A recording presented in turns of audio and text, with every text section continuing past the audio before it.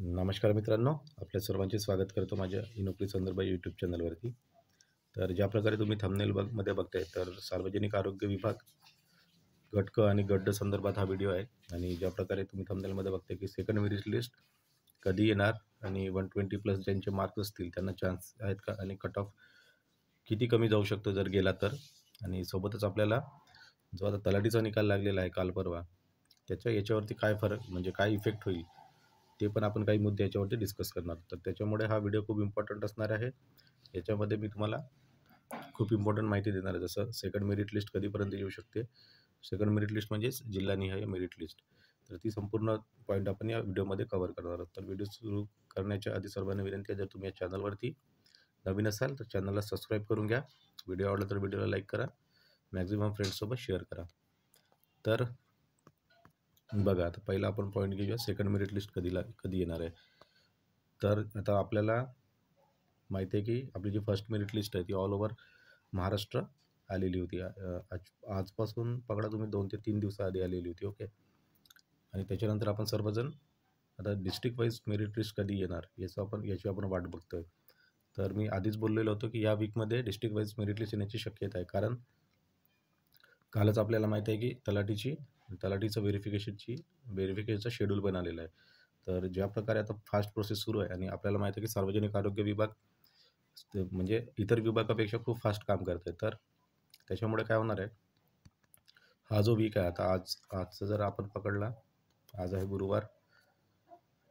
Okay, आज गुरुवार, त्याच्यानंतर उद्याचे 2 दिवस आहेत आपल्याकडे. आणि असं वाटतंय की आज नाही तर उद्या, लक्षात घ्या, आज किंवा उद्या आपल्याला डायरेक्ट याचं तर रिझल्ट म्हणजे येऊ शकतो याचा. तर सार्वजनिक आरोग्य विभागबद्दल ही अपडेट आहे. आणि मी पण थोडीशी इन्क्वायरी केलेली होती. तर मला पण तिकडून डिपार्टमेंटकडून असं माहीत झालं की या वीकमध्ये रिझल्ट येऊ शकतो. ओके. तर याच्याबद्दल निश्चिंत राहा. आणि तुम्हाला काय करायचं आहे मित्रांनो, कमेंट बॉक्समध्ये काही पण डाऊट असतील, लाईक तुमचे मार्क्स आणि तुमचा विभाग किंवा जिल्हा, तर इथे कमेंट बॉक्समध्ये येऊन कमेंट करा. आणि व्हेरिफिकेशन रिलेटेड पण मी व्हिडिओ बनवलेला आहे. माझ्या व्हिडिओ लिस्टमध्ये जा आणि तिथे व्हेरिफिकेशनसाठी कोणते डॉक्युमेंट्स लागतील त्याच्यावरती व्हिडिओ बघून घ्या. आणि तुम्हाला काही पण कमेंट असू द्या मित्रांनो, इथे कमेंट बॉक्समध्ये कमेंट करा. प्रत्येक कमेंटचं उत्तर देत असतो. ओके. तर त्याच्यानंतर आपला नेक्स्ट पॉईंट आहे, 120+ जर असतील तर त्यांचे चान्सेस आहेत का. तर बघा, चान्सेस काही म्हणजे एक्सेप्शनल जे केस आहे त्यांच्यामध्ये इथे चान्सेस आहेत. तर कसं, जसं प्रकल्पग्रस्त आहेत कॅन्डिडेट्स आहेत, त्याच्यानंतर भूकंपग्रस्त जे कॅन्डिडेट्स आहेत, त्याच्यानंतर फिमेल रिझर्वेशन पण आहे. आता आपल्याला माहिती आहे की तलाठीचा रिझल्ट लागला, त्याच्यामध्ये तुम्ही बघू शकता भंडाऱ्याचा जो रिझल्ट आलेला, काही विभागाचं सांगतोय मी, जे मला माहिती आहे जिल्ह्याचं. तर भंडारा जिल्ह्याचं आय थिंक फिमेल 147 वरती पण सिलेक्ट झालेली आहे, जे कॅन्डिडेट होते त्या.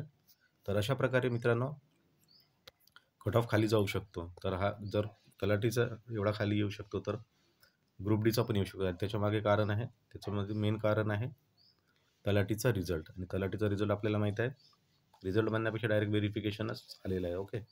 तर जे कॅन्डिडेट तिथे जॉईन होणार ते इकडे जॉईन होणार नाही, हे 100% खरी गोष्ट. ओके. तर त्याच्यामुळे काही ना काही फरक, चला तुम्ही जर म्हणत असाल नाही 20% नाही तर कमीत कमी 10% तरी इफेक्ट याच्यावरती होणार आहे. तर त्याच्यामुळे कट ऑफ इथे कमी जाण्याचे थोडेसे चान्सेस इथे जास्त आता वाढलेले आहे, कारण तलाठीचा रिझल्ट आला त्याच्यामुळे. तर हा एक आहे तलाठीचा परिणाम. आणि याच्यात पण तुम्हाला प्रूफ पण दाखवणार आहे की मी जे बोलतोय ते म्हणजे किती कॅन्डिडेट्स. काही आपल्या चॅनलवरती काही स्टुडंट्स आहेत, त्यांनी मला एक तो शेड्यूल पाठवलं, म्हणजे काय म्हणतो, शेड्यूल नाही, ॲक्च्युली एक लिस्ट पाठवली. त्यांनी एक लिस्ट बनवलेली आहे एक्सेलमध्ये, की कोणते कॅन्डिडेट्स कुठे सिलेक्ट झालेले आहेत. तर असे काही कॅन्डिडेट्स आहेत, मोस्ट ऑफ द जे टॉपर आहेत तलाठी भरतीमध्ये, त्यांचे एक तर तलाठी किंवा इतर विभागामध्ये कुठे ना कुठे सिलेक्ट झाले आहे. तर त्याचा पण स्क्रीनशॉट मी तुम्हाला या व्हिडिओमध्ये दाखवणार. ओके. म्हणून म्हणतो की व्हिडिओ जराही स्किप न करता संपूर्ण बघत चला. तर ही माहिती तुमच्यासाठीच असते. आणि जर माहिती थोडीशी पण मिस झाली तर काय होतं, मग तुम्हालाच तिथं कन्फ्युजन होतं आणि मग तुम्ही डायरेक्ट कमेंट बॉक्समध्ये पण विचारता.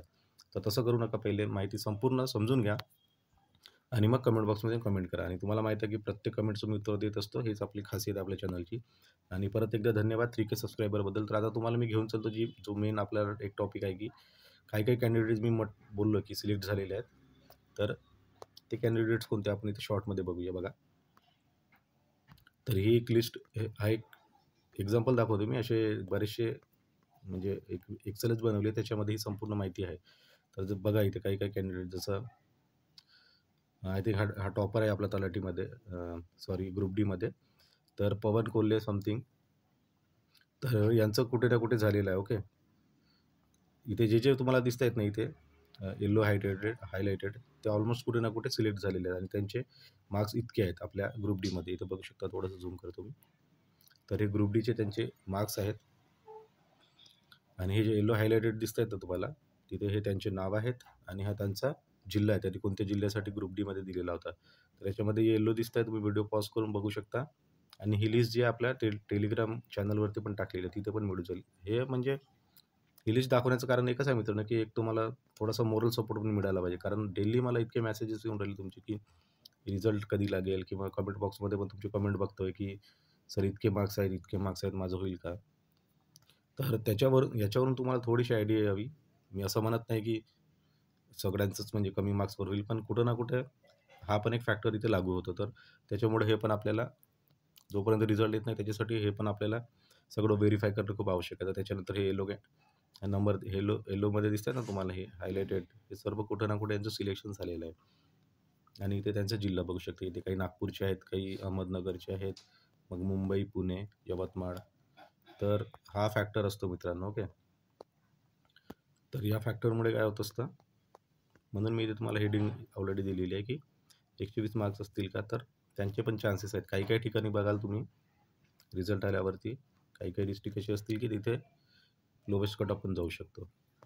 तर ते सर्व आता डिपेंड करते एकदम, जोपर्यंत आता आपली जिल्ह्यानी हे फाईल आणि मेरिट लिस्ट येते तोपर्यंत काही त्याच्यात सध्या तरी क्लिअर नाही होणार. पण एक तुम्हाला मोरल सपोर्ट मिळावा, थोडंसं तुमचं कॉन्फिडन्स बूस्ट व्हावा, याच्यासाठी मी तुम्हाला ही माहिती दाखवत आहे. ओके, तर तलाठीचा निर्णय, जो तलाठी निकालाचा निर्णय येईल म्हणजे आलेला आहे, त्याचा इफेक्ट 100% याच्यावर पण होईल. आणि त्याच्यानंतर बाकीचे पण रिझल्ट आहेत, WRD झालं, PWD, यांचे रिझल्ट आले नाही, पण येणाऱ्या एक ते म्हणजे या वीकमध्ये याचे पण रिझल्ट येऊ शकतात. तर याचं कुठे ना कुठे परत काय माहीत आहे का, याच्यामध्ये ज्या कॅन्डिडेट्सनी ग्रुप डीसाठी अप्लाय केलेला आहे त्याच्यात मॅक्झिमम कॅन्डिडेट ग्रुप सीचे पण आहेत. ओके, हा एक पॉईंट लक्षात ठेवा.